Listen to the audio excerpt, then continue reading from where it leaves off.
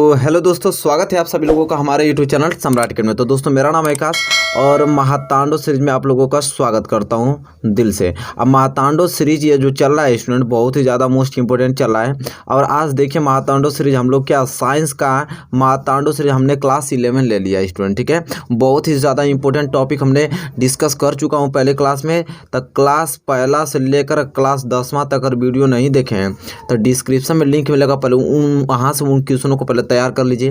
ये क्लास 11 है, फिर लगातार जो भी क्लासेस आपको रेगुलरिटी आएगी उनको देखना है ईमानदारी से। अब टाइम आपको है ही नहीं, समझ लीजिए, ठीक है। मात्र 1 महीना बचा हुआ है, उसमें आप जितना बेहतरीन तैयारी कर सकते हैं, ठीक है, अपने बोर्ड एग्जाम के लिए। चलिए आज की वीडियो स्टार्ट करते हैं। और आज की वीडियो स्टार्ट करने से पहले अगर चैनल पर न्यू है तो प्लीज़ चैनल को सब्सक्राइब कर लीजिए और बेल आइकन को भी प्रेस कर लीजिए, ठीक है। और शेयर कर दीजिए इस वीडियो को ताकि सबके पास पहुंच जाए, जो नहीं पढ़े हैं वो भी अच्छे से पढ़ाई कर पाएँ। चलिए आज की वीडियो स्टार्ट करते हैं स्टूडेंट। सबसे पहले हम लोग देखेंगे बहुविकल्पीय प्रश्न, महत्वपूर्ण बहुविकल्पीय प्रश्न देखने वाले हैं। और पहला प्रश्न आपकी स्क्रीन पे आ गया जो कि बहुत ही ज़्यादा मोस्ट इंपॉर्टेंट है। और चलिए स्टूडेंट, आराम से मैं क्वेश्चंस पढ़ूंगा, आराम से इसका रिप्लाई दीजिए, अच्छे से अपनी प्रैक्टिस कीजिए और अच्छे से कंसेप्ट आपका क्लियर हो जाएगा। चलिए क्वेश्चन नंबर पहला कह रहा है कि 1 बिलियन का पीएच मान 5 है, यह बिलियन है। अच्छा, आप बताइए कि किसी बिलियन का अगर पीएच मान अगर 5 है तो यह बिलियन कौन सा होगा? अम्लीय होगा कि क्षारीय होगा कि उदासीन होगा कि इनमें से कोई नहीं? चलिए स्टूडेंट बताइए इन चारों ऑप्शन में से कौन सा ऑप्शन सही होगा। इसका आंसर सबका सही आना चाहिए। तो जैसा कि सभी लोग जानते हैं कि देखिए ये स्केल जो 7 होता है ये उदासीन होता है। अगर 7 से अगर कम हो जाएगा तो क्या होता है स्टूडेंट? अम्लीय होता है। और 7 से अधिक हो जाएगा तो क्षारीय होता है। तो यह 5 जो है 7 से कम है ना, तो ये क्या हो जाएगा? अम्लीय हो जाएगा। ऑप्शन ए इस क्वेश्चन का क्या हो जाएगा? सही आंसर हो जाएगा स्टूडेंट, ठीक है।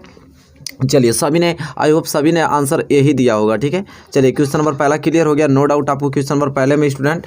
तो हम बढ़ेंगे अगले क्वेश्चन की ओर, क्वेश्चन नंबर दूसरे की ओर। और क्वेश्चन नंबर दूसरा देखिए, इसका भी आंसर आप सभी लोगों का सही आना चाहिए क्योंकि ये क्वेश्चन सभी बताए हुए गए हैं। कह रहा है कि C2H6 का IUPAC नाम होगा। C2H6 का IUPAC नाम क्या होगा स्टूडेंट? चलिए बताइए। तो चलिए स्टूडेंट बताइए इसका सही आंसर क्या होगा कि C2H6 का IUPAC नाम क्या होगा? मेथेन होगा कि एथेन होगा स्टूडेंट, कि एथाइन होगा कि एथिलीन होगा? बताइए इन चारों ऑप्शन में से कौन सा ऑप्शन सही है स्टूडेंट, ठीक है। बहुत ही ज़्यादा मोस्ट इंपॉर्टेंट है। चलिए सभी ने सही आंसर दिया होगा, मैं चलिए इसका सही आंसर बता देता हूँ आप लोगों को।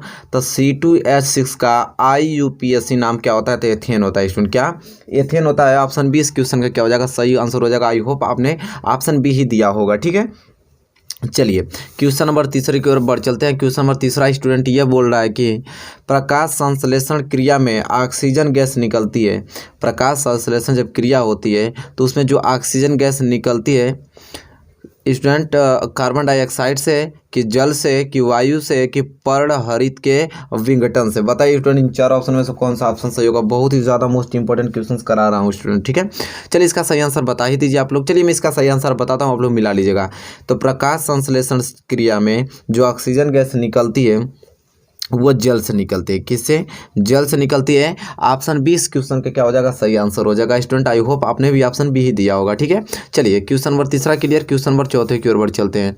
और स्टूडेंट ये जो क्वेश्चन नंबर चौथा आपको दिखाई दे रहा है जो कि बहुत ही ज़्यादा मोस्ट इंपॉर्टेंट क्वेश्चन है। कह रहा है कि आहार नाल की सी के आकार की संरचना है। आहार नाल की सी, कैपिटल सी के आकार की संरचना है। आमाशय की, ग्राणी की ग्रसनी की कृमि रूप पेरिसे क्या कही? बताइए, बहुत ही ज़्यादा मोस्ट इंपॉर्टेंट क्वेश्चन है, ठीक है।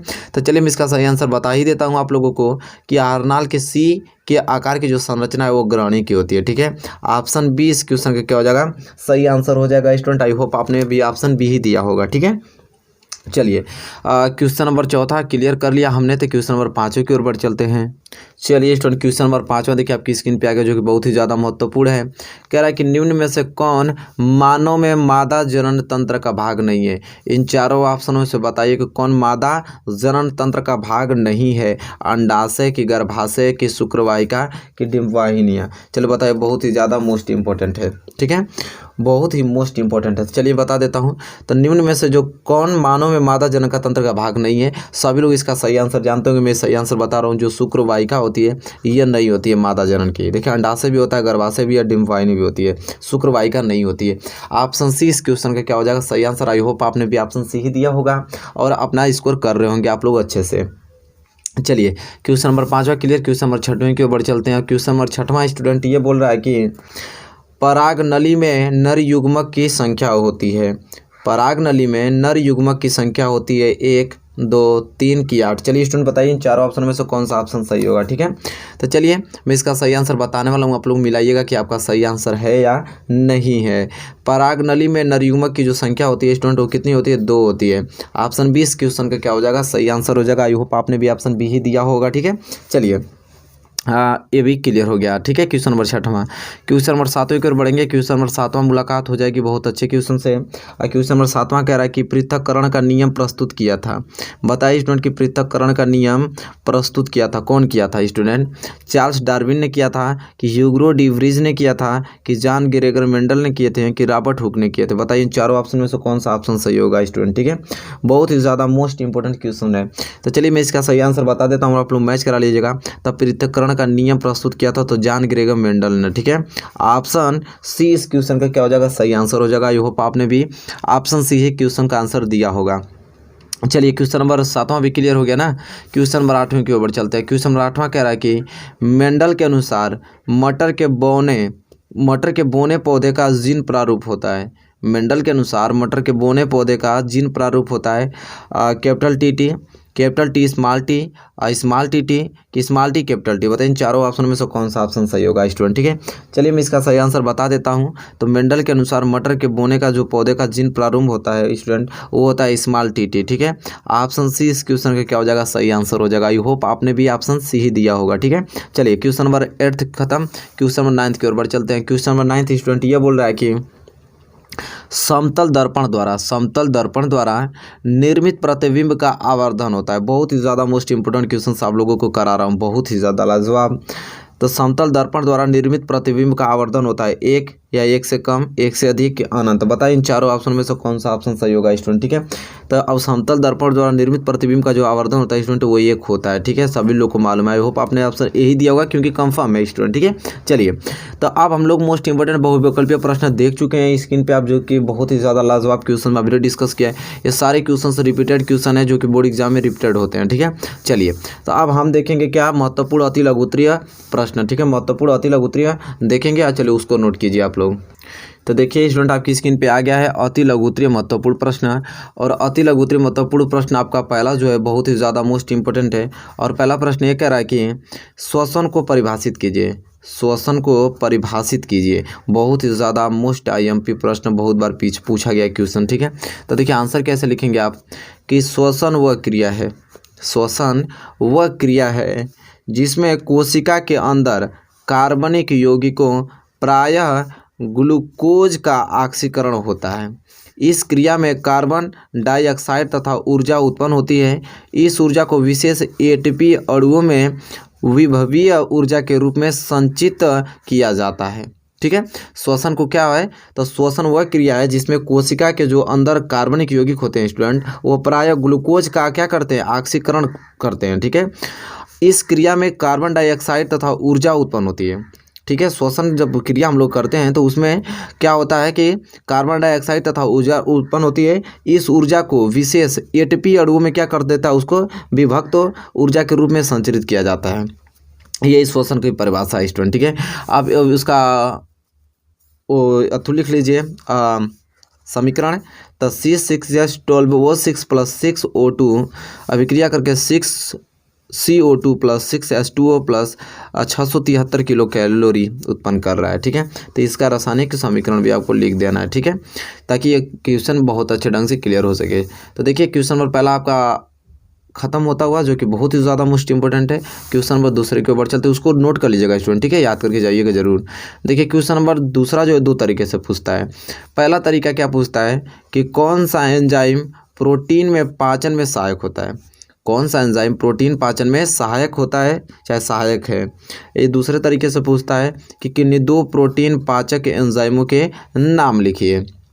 तो चलिए देखते हैं इसका उत्तर किस प्रकार हम लोग लिखेंगे। तो इसका उत्तर हम लोग लिखेंगे स्टूडेंट कि अमाशय के जठर रस में अम्लीय माध्यम में पेप्सिन तथा अग्नाशयिक रस में क्षारीय माध्यम में ट्रिप्सिन प्रोटीन पाचन में सहायक होते हैं। तो कौन कौन, ट्रिप्सिन एक और दूसरा क्या, पेप्सिन। तो ये पेप्सिन ट्रिप्सिन क्या है, प्रोटीन पाचक एंजाइमों के नाम है स्टूडेंट। ठीक है, उम्मीद करता हूँ क्वेश्चन आपको अच्छे ढंग से समझ में आ गया होगा स्टूडेंट। ठीक है, क्वेश्चन नंबर दूसरा, चलिए क्वेश्चन नंबर दूसरा बहुत ही ज़्यादा मोस्ट इंपॉर्टेंट, बहुत ही बार पूछा गया क्वेश्चन, आपको तैयार करके जाना मोस्ट है। ठीक है, चलिए क्वेश्चन नंबर दूसरा अगर क्लियर आपने कर लिया अच्छे से, क्वेश्चन नंबर तीसरे की ओर बढ़ चलते हैं स्टूडेंट। देखिए स्टूडेंट, क्वेश्चन नंबर तीसरा क्या कह रहा है, जो कि बहुत ही ज़्यादा मोस्ट इंपॉर्टेंट है। क्वेश्चन नंबर तीसरा स्टूडेंट दो तरीके से पूछा जाता है। पहला, कांच के प्रिज्म के पदार्थों के लिए अपवर्तनांक का सूत्र लिखे, या तो इस क्वेश्चन को इस प्रकार पूछ लेगा कि यदि किसी प्रिज्म का कोण कैपिटल ए तथा अल्पतम कोण सिग्मा एम हो तो प्रिज्म के पदार्थ का अपवर्तनांक यन बताइए। ठीक है, तो सभी लोग इस सूत्र को जानते हैं, बहुत पॉपुलर, इस पर न्यूमेरिकल भी आता है। तो कांच के प्रिज्म के अपवर्तन का अपवर्तनांक जो होता है यन बराबर साइन ए प्लस सिग्मा एम बटे 2, फिर पूरे के बटे में साइन ए बटे 2। तो यह बहुत ही ज़्यादा मोस्ट इंपॉर्टेंट है, आप इसको याद कर लेंगे। आपका अति लघुत्री में भी पूछा जाता है स्टूडेंट, और इससे न्यूमेरिकल के भी क्वेश्चन बनते हैं, तो ये आपको क्लियर होना चाहिए। चलिए क्वेश्चन नंबर तीसरा क्लियर हो गया स्टूडेंट। क्वेश्चन नंबर चौथा देखिए क्या पूछ रहा है, कह रहा है कि नेत्र की समंजन क्षमता से क्या अभिप्राय है। बहुत ही ज़्यादा मोस्ट इंपॉर्टेंट ये क्वेश्चन जो अभी आया है, बहुत ही पॉपुलर प्रश्न है कि नेत्र की समंजन क्षमता से क्या अभिप्राय है। तो देखिए स्टूडेंट, आपको उत्तर क्या लिखेंगे कि नेत्र की वह क्षमता जिसके कारण वह अपनी फोकस दूरी को समायोजित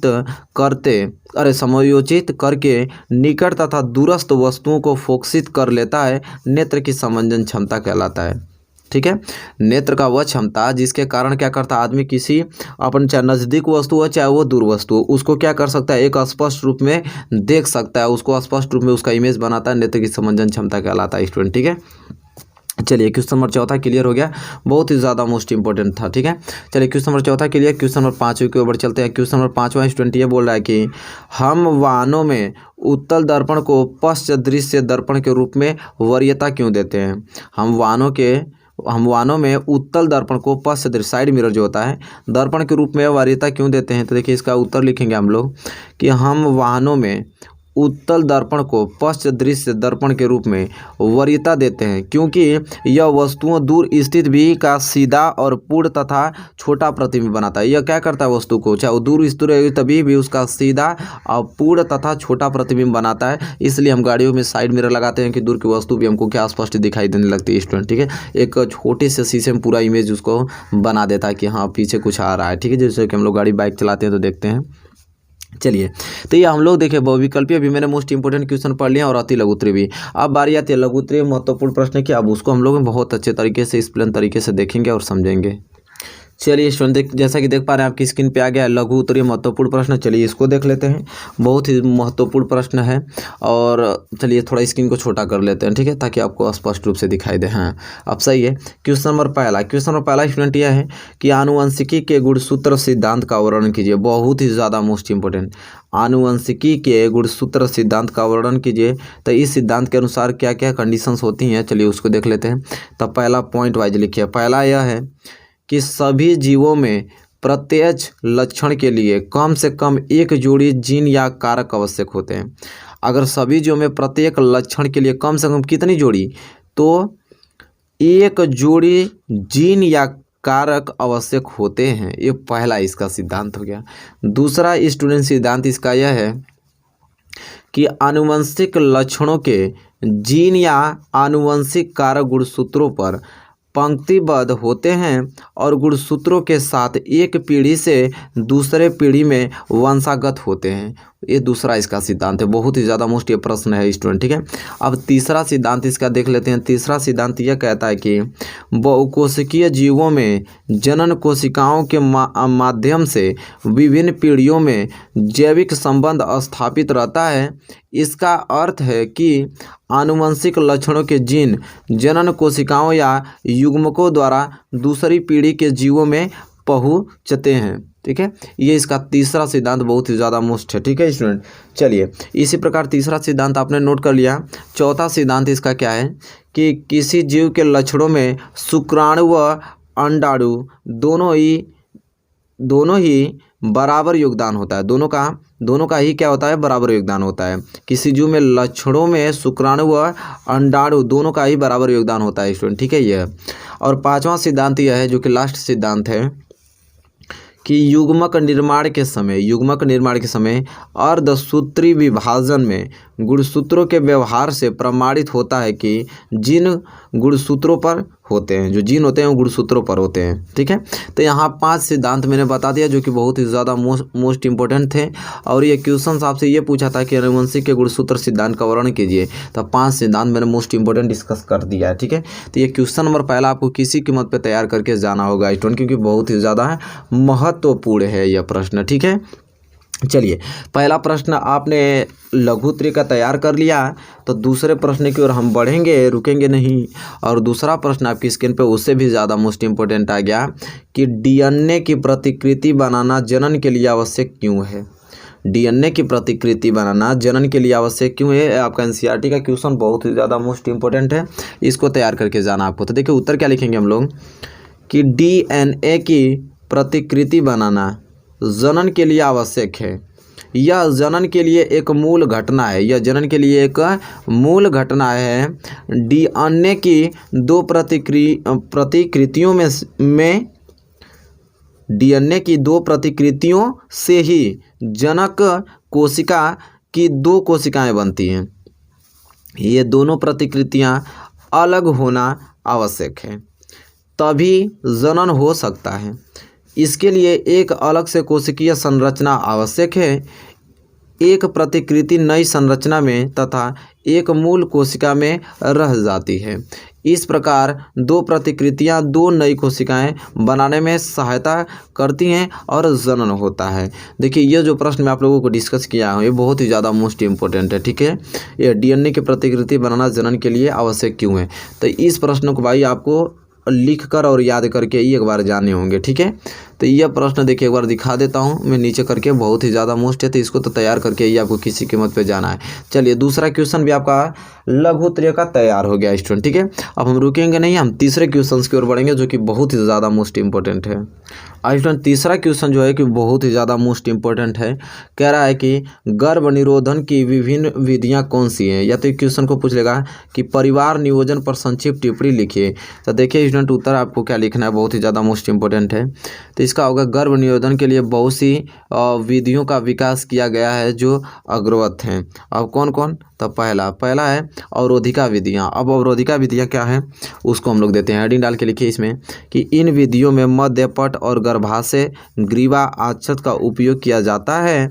यह मैथुन के दौरान माथा जननांग में शुक्राणुओं के प्रवेश को क्या करती हैं, रोकती हैं। ये आपका अवरोधिका विधियाँ जो कि बहुत ही ज़्यादा मोस्ट इंपॉर्टेंट है, ठीक है। तो ये पहला हेडिंग आपको समझ में आ गया होगा, आपने नोट कर लीजिएगा, ठीक है। दूसरा हेडिंग है आपका रासायनिक विधियाँ। अब रासायनिक विधियाँ में क्या है कि इस प्रकार की विधि में स्त्री 2 प्रकार मुख्य गोलियां तथा योनि गोलियां प्रयोग करती हैं। ये गोलियां मुख्यतः हार्मोन से बनी होती हैं जो अंडाणु को डिंबवाहिनी नलिका में उत्सर्जन से रोकती हैं। ये दूसरी हेडिंग रासायनिक विधियां में आपको लिख देना है, ठीक है स्टूडेंट। उम्मीद करता हूं कि ये दोनों हेडिंग आपको क्लियर हो गई होगी। तीसरी हेडिंग जो कि लास्ट हेडिंग आपको लिखना है इसमें कि स्वल्प या अस्थायी विधियाँ। अब इसमें लिखना है कि इस विधि में पुरुष शुक्रवाहिका तथा स्त्री के डिंबवाहिनी नली के छोटे भाग को शल्यक्रिया द्वारा काट या बांध दिया जाता है। इसे क्रमशः नर नसबंदी तथा स्त्री नसबंदी कहते हैं। देखिए बहुत ही ज़्यादा मोस्ट इंपॉर्टेंट क्वेश्चन। तीसरी हेडिंग क्या है, स्वल्प या अस्थायी विधियाँ। दूसरी हेडिंग क्या थी, रासायनिक विधियाँ। एंड पहला हेडिंग क्या था, अवरोधिका विधियाँ। तो यहाँ मैंने ये प्रश्न आपको बता दिया है जो कि बहुत ही ज़्यादा मोस्ट इंपॉर्टेंट है कि गर्भ निरोधन की विभिन्न विधियाँ कौन सी हैं, चाहे परिवार नियोजन पर संक्षिप्त टिप्पणी लिखे। ये प्रश्नों को आपको किसी कीमत पर तैयार करके जाना है क्योंकि बहुत ही ज़्यादा बार पूछा गया यह प्रश्न स्टूडेंट है, ठीक है। तो देखिए मैंने बहुत ही ज़्यादा कौन सा प्रश्न है, तीसरा प्रश्न। तो हमने अब तक बहुविकल्पीय अति लघुत्तरीय लघुत्तरीय मोस्ट इंपोर्टेंट क्वेश्चंस कर लिया स्टूडेंट। तो इस वीडियो में इतना मोस्ट इंपोर्टेंट क्वेश्चंस मैं आपको बताया हूँ। ईमानदारी से आपको ईमानदारी से इन क्वेश्चनों को लिख कर और याद करके जाना है बोर्ड एग्जाम में स्टूडेंट, ठीक है, क्योंकि पछताना ना पड़ेगा, क्योंकि एग्जाम में टेकअप होंगे क्वेश्चन तो आप आसानी से इसको लिख सकें, ठीक है, और जो भी आपका अच्छा स्कोर हो उसको आप पूरा कर सकें। तो बताइए स्टूडेंट वीडियो आपको कैसी लगी। वीडियो आपको अच्छी लगी तो प्लीज़ लाइक कीजिए और चैनल पर न्यू है तो चैनल को सब्सक्राइब कर लीजिए स्टूडेंट, और बेल आइकन को भी प्रेस कर लीजिए। तब तक के लिए दोस्तों धन्यवाद, मिलेंगे आपसे नेक्स्ट वीडियो में।